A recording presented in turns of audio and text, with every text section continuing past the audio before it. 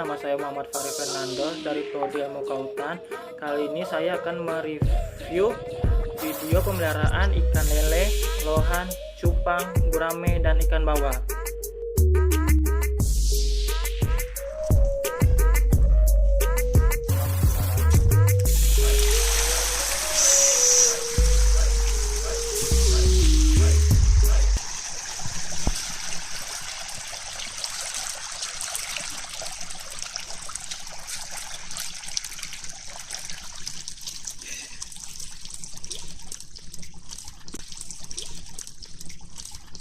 Ini usia remaja yang ini, isinya 3000. Nah, sistemnya ini kolam bioflok terpal ini. Keunggulannya itu jadi bentuknya itu cekung di bawah. Nah begitu. Kenapa kok bisa nggak bau? Itu karena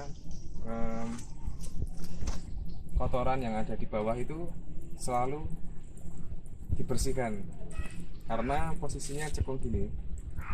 Nah jadi ada peralonya, terus salurannya di luar. Ini kalau tidak mau membersihkan ya, seperti ini.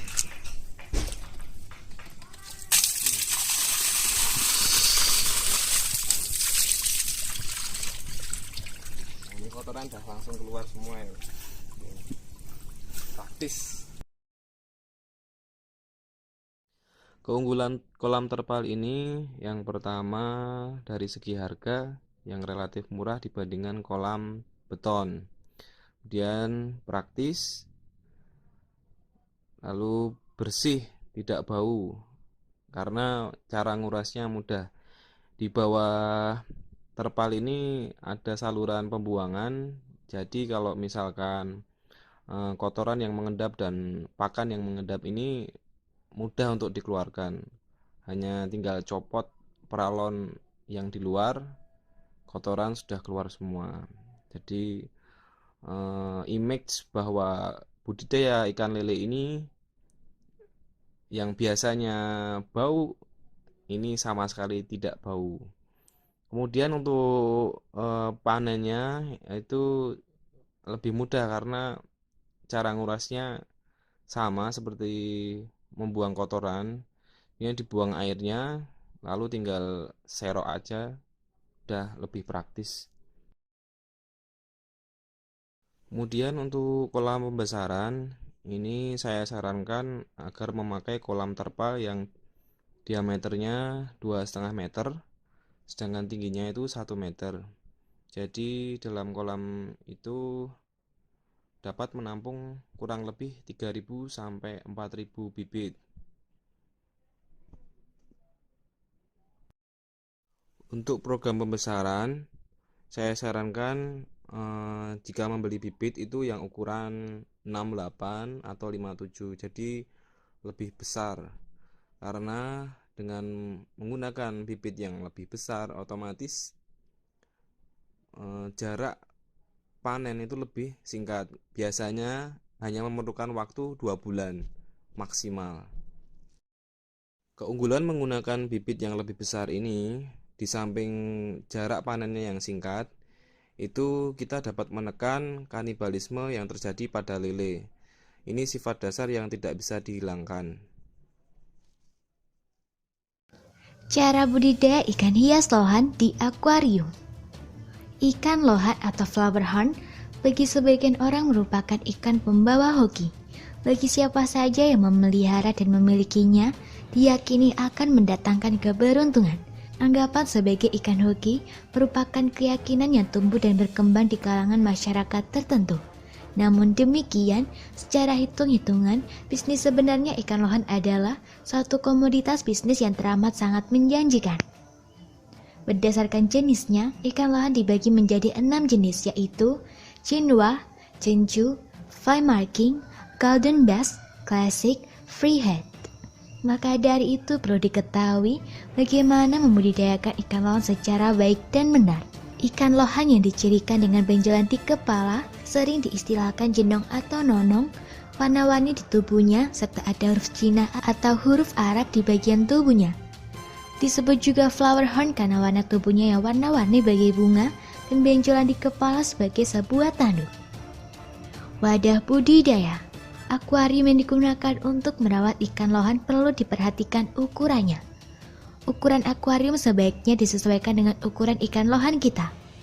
Ukuran akuarium yang baik untuk ikan lohan adalah 3/4 lebih besar dari ukuran tubuh lohan. Untuk lohan berukuran 40 x 50 cm, sebaiknya ukuran akuariumnya adalah 200 x 170 x 80 cm. Akuarium yang baik untuk ikan lohan harus dilengkapi aerator dan filter, heater, tempat persembunyian, bebatuan, tanaman air, dan pencahayaan yang cukup. Seleksi induk. Sirip atas, bawah, dan ekor seimbang. Sirip ekor mereka lebar dan utuh. Corak atau bintik hitam tampak jelas memanjang berjajar dari ujung pangkal ekor sampai insang. Kepala nonom proporsional. Mata merah satu lingkaran penuh. Warna dasar tubuh merah cerah atau kuning cerah. Letak dan bentuk mulut proporsional dengan kepala dan badan. Bintik mutiara tampak hampir di seluruh badan. Perbedaan induk jantan dan betina. Induk jantan memiliki sirip yang lebih besar atau lebih lebar. Warna induk jantan lebih terang terutama di bagian sirip. Untuk menentukan jenis kelaminnya, pencet sedikit bagian kelaminnya. Jika bentuknya meruncing dan agak panjang berarti jantan. Jika kelaminnya membulat dan pendek berarti betina. Jika kelamin jantan dipencet, mengeluarkan cairan seperti susu, sedangkan betina tidak mengeluarkan apa-apa. Dahi lohan jantan menonjol keluar atau nonong, sedangkan dahi betina rata. Sirip punggung jantan didominasi warna terang, sedangkan betina didominasi warna hitam kotor dan gelap. Ciri-ciri induk yang baik. Calon induk dipelihara sejak kecil, usia 6 hingga 7 bulan dengan panjang 15 cm dan lebar 10 cm. Lohan siap dipijakan setelah berusia lebih dari 8 bulan dan umur 1 tahun, kualitas telurnya akan sangat bagus. Bentuk badan simetris, tidak cacat, mata cerah dan gerakannya gesit. Lohan jantan warna badannya terang dan bercahaya, bintik mutiara mengkilat bila terkena cahaya. Lohan betina warna badannya cemerlang, sirip punggung yang menghitam tampak sehat, gerakannya lincah dan gesit serta makannya bernafsu. Kelamin jantan melancip dan berwarna merah segar, sedangkan kelamin betina membulat dan berwarna merah segar. Susunan sisik induk jantan dan betina teratur dan cemerlang. Kualitas genetik sangat menentukan hasil anakan. Yang diperoleh induk dengan baik akan menghasilkan anak 40 hingga 60% berkualitas. Ciri-ciri induk siap memijah. Pada induk jantan, kedua belah rusuk di bagian perut membentuk sudut tubuh. Pada induk betina, pada bagian perut di belakang sirip dada tampak terlihat membuncit karena sudah matang gonad. Tingkah laku jantan sangat agresif, selalu ingin beriringan dengan betina yang ditaksirnya. Pada induk betina, sisik-sisiknya merekah terutama di bagian perut. Induk dapat dipelihara di 2 akuarium yang bersekat kaca. Induk jantan dan betina bisa saling memandang, bercengkrama dan selalu ingin dekat. Pemijahan. Pada pemijahan ikan lohan kita perlu mempersiapkan bahan seperti misalnya air, akuarium ataupun kolam khusus yang sudah disterilisasikan, bak penampung air, aerator, filter, alat penampung air, lampu UV dan ornamen seperti bebatuan alami. Setelah menyediakan alat-alat tersebut, maka selanjutnya yakni proses pemijahan ikan lohan. Yang perlu diperhatikan di sini adalah Anda harus memilih ikan lohan betina yang berukuran kurang lebih 10 cm dengan warna yang terang dan sehat secara fisik lainnya. Sedangkan induk ikan lohan jantan harus yang berukuran lebih besar. Hal ini dikarenakan pada umumnya proses perkawinan pada ikan biasanya berbanding 1:1. Namun ikan lohan sangat agresif dan saling bertengkar, jadi tidak boleh memiliki 2 atau lebih jantan. Dalam proses pemijahan, indukan ikan lohan tidak langsung digabung antara jantan dan betina, tetapi harus diletakkan sekat yang memisahkan kedua indukan ikan tersebut agar keduanya terbiasa dan saling mengenal. Jika indukan ikan lohan betina sudah menunjukkan tanda akan bertelur atau gelisah, lepaskan sekat pemisah akuarium dan kolam. Selain itu, yang perlu Anda perhatikan adalah persiapan wadah telur pada bagian dasar akuarium. Tempat tersebut bisa berupa keramik inkubator atau piring media bisa untuk perangsang. Persiapan ini tidak diharuskan, namun lebih bagus jika disiapkan. Karena pada umumnya, ikan lohan bisa bertelur pada dasar akuarium jika sudah waktunya. Setelah bertelur, Anda dapat mengeluarkan induk jantan dan biarkan induk betina. Hal ini bertujuan agar indukan jantan tidak memakan telurnya sendiri jika terjadi kelaparan. Pemeliharaan larva. Setelah indukan ikan lohan bertelur sekitar 48-50 jam atau 2 hari kemudian, telur tersebut akan menetas. Yang perlu Anda perhatikan di sini adalah usahakan suhu dan pH air tetap stabil. Suhu air yang tepat untuk ikan lohan yaitu sekitar 28 hingga 35 derajat Celcius. Sedangkan skala pH yang baik untuk pertumbuhan ikan lohan yaitu berkisar 6 hingga 8,5. Telur yang sudah menetas akan berkumpul di dasar akuarium. Untuk mencegah larva atau benih tersedot ke dalam pipa atau pompa air, sebaiknya filter dimatikan untuk sementara waktu. Selama 2 hingga 3 hari, burayak atau larva tidak perlu diberi pakan karena masih mempunyai cadangan makanan dalam kantung telur atau yolk sac. Dalam hari keempat setelah menetas, benih sudah bisa diberi pakan berupa kutu air putih. Kutu air putih, Rotivera atau Brancionus decatilis, atau kutu air merah atau Moena sp yang telah disaring. Bila larva atau benih sudah diberi pakan, maka filter penyaring dapat dihidupkan kembali untuk menjaga kebersihan air. Tetapi pada pipa penyedotnya harus dipasang sampai ke dasar dan harus ditutup dengan kain basah agar benih tidak tersedot mesin penyedot air. Ciri-ciri anakan lohan yang baik. Bentuk tubuhnya sempurna, tidak bengkok atau cacat. Bentuk tubuhnya bisa persegi, bundar atau memanjang. Terdapat bintik hitam dari pangkal ekor sampai ke insang. Lingkaran warna perak ke emas mengelilingi bintik-bintik hitam. Terlihat bintik-bintik mutiara walaupun masih samar jika disorot dengan senter. Pada bagian badannya sudah memiliki warna semu kemerahan sampai merah matang. Sirip dan ekor utuh. Lekukan kepala atau nonong sudah tampak. Pemberian pakan. Makanan untuk ikan lohan perlu diperhatikan agar ikan lohan kita dapat berkembang dengan baik. Makanan yang bagus untuk ikan lohan terdapat 2 macam, yaitu makanan alami dan makanan buatan. Makanan alami seperti cacing sutra, cacing tanah, cacing darah, kutu air, artemia, jentik nyamuk, dan udang. Sedangkan makanan buatan meliputi pelet khusus untuk ikan lohan. Pemberian makan dengan menggunakan pelet sebaiknya dibiasakan sejak ikan lohan masih kecil. Kita bisa mengkombinasikan kedua macam makanan tersebut. Pengelolaan kualitas air. Akuarium ikan lohan setiap hari harus dilihat atau dikontrol suhu airnya, pH airnya, dan kebersihan airnya. Untuk mengetahui kondisi air, kita bisa memanfaatkan multiparameter. pH air normal untuk akuarium adalah 6 hingga 8,5. Jika pH terlalu tinggi, ikan lohan akan kehilangan nafsu makan, dan sedangkan jika pH terlalu rendah, ikan lohan akan sangat mudah terserang penyakit. Suhu yang ideal untuk memelihara ikan lohan adalah 26 hingga 30 derajat Celcius.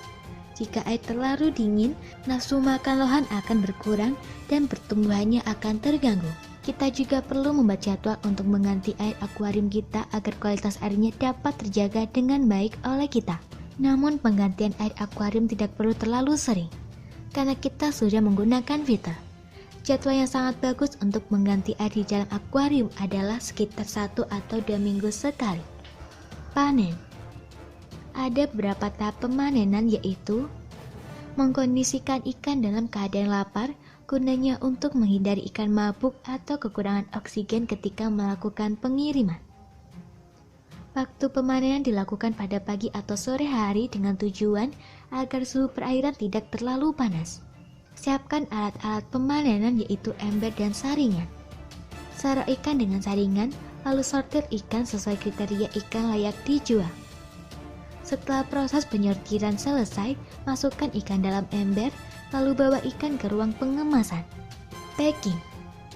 Tahap pengemasan yaitu siapkan alat dan bahan yang akan digunakan dalam proses pengemasan seperti kantong plastik, karet, dan tabung oksigen. Isi kantong plastik dengan air yang sudah diendapkan selama 1 hari. Masukkan ikan yang telah ditangkap tadi ke dalam kantong plastik. Masukkan selang oksigen ke dalam kantong plastik, kemudian putar bagian atas oksigen sampai kantong plastik terisi oksigen. Lepaskan secara perlahan selang oksigen agar udara yang berada di dalam kantong plastik tidak keluar. Ikat kantong plastik dengan karet gelang.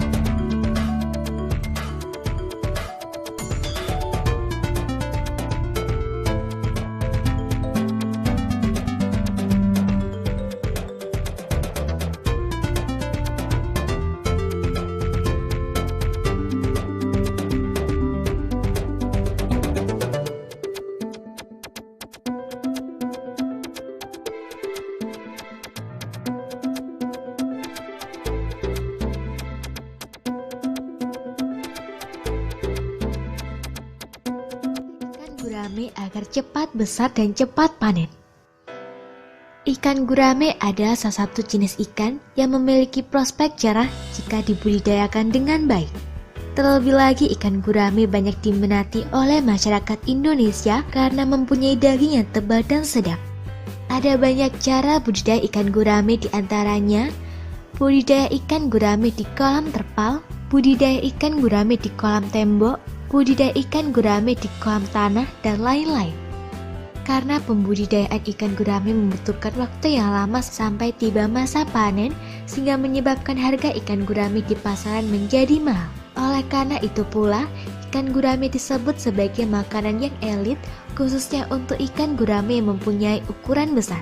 Namun, seiring dengan berkembangnya zaman, ternyata ada beberapa cara yang bisa membuat ikan gurame Anda budidayakan cepat besar dan cepat panen. Berikut cara-cara yang bisa membuat ikan gurame yang Anda budidayakan cepat besar dan tentunya akan membuat Anda mempunyai keuntungan yang lebih besar pula. Tips-tips agar ikan gurame Anda cepat besar dan cepat siap panen. Mencari lokasi yang tepat untuk membuat kolam. Hal pertama yang harus Anda perhatikan agar bisa membuat ikan gurame Anda cepat tumbuh besar adalah lokasi pembuatan kolam. Kolam ikan gurame yang bagus dan baik yaitu kolam yang mendapatkan sinar matahari langsung yang cukup.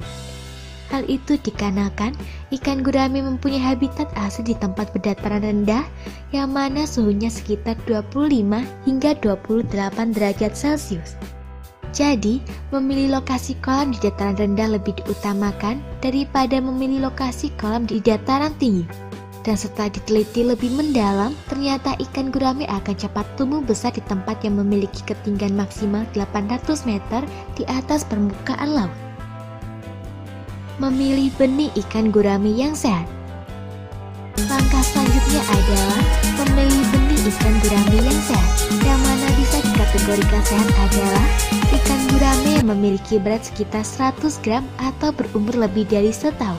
Dengan mengikuti cara tersebut, Anda akan lebih cepat memanen ikan gurame yang mana biasanya akan siap jual atau panen ketika sudah memiliki berat sekitar 500 gram.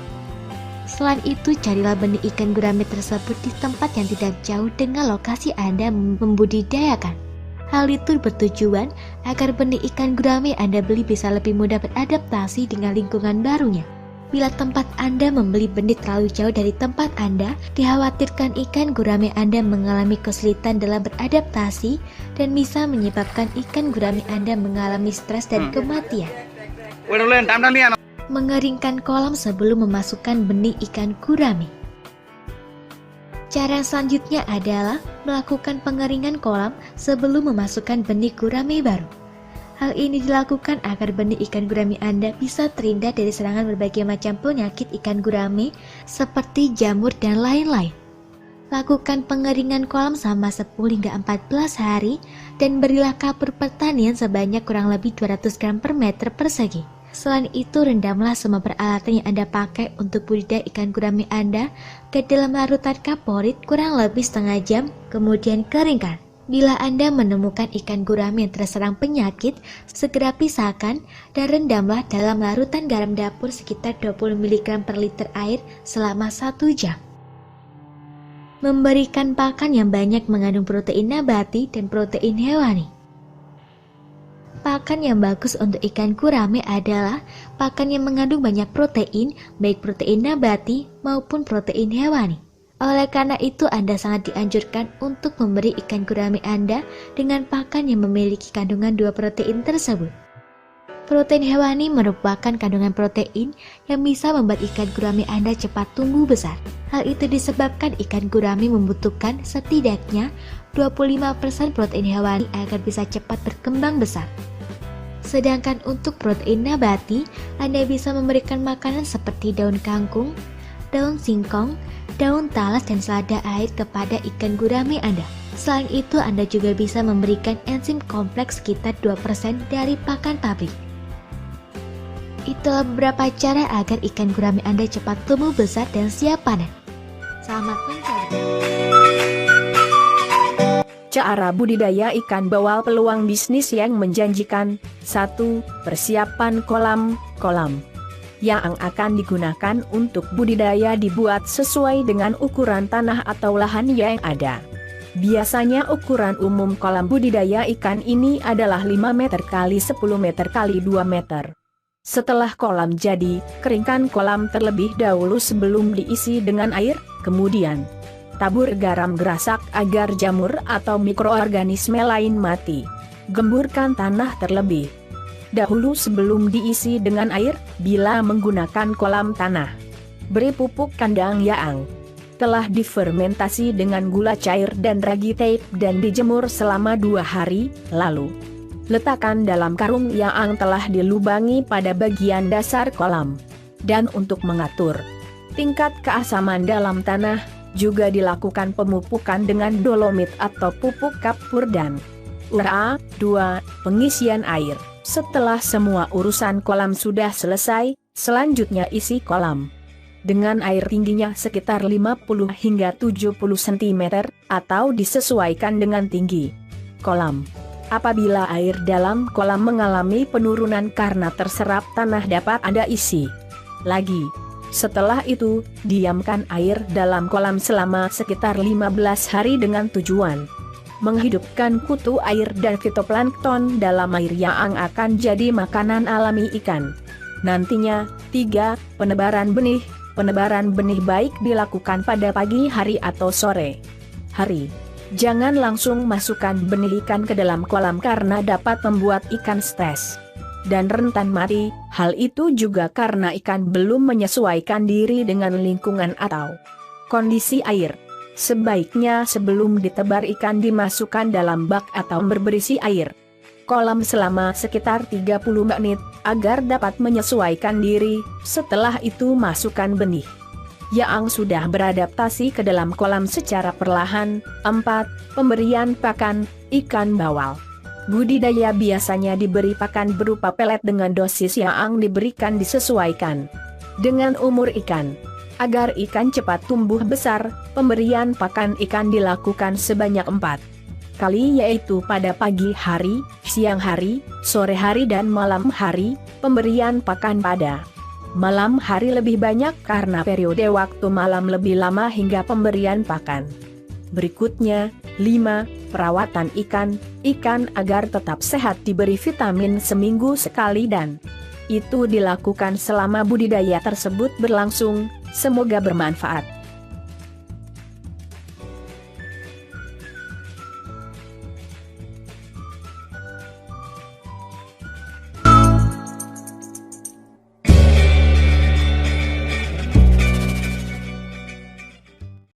Nah, jadi gimana guys video review ikan yang kami jelaskan? Apakah sudah mengerti atau belum? Kalau belum mengerti, silakan ulangi video tersebut. Sekian yang kami dapat sampaikan. Assalamualaikum warahmatullahi wabarakatuh.